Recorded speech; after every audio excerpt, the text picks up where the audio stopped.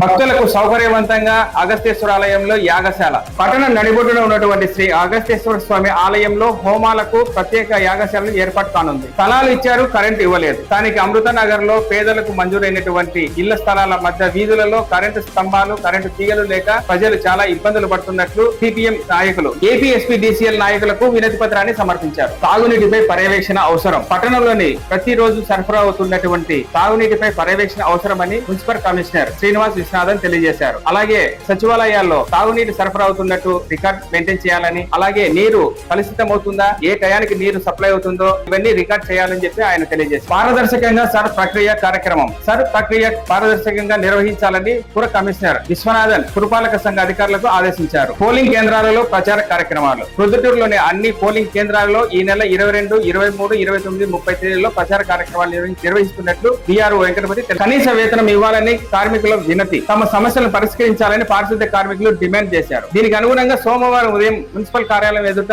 మానవారంగా ఏర్పడి నినాదాలు చేశారు. విద్యారంగ సమస్యలపై పోరుబాట. విద్యారంగ సమస్యల పరిష్కారానికే ప్రభుత్వం వెంటనే చర్యలు తీసుకోవాలని ఏఎస్ఎఫ్ నాయకులు కోరారు.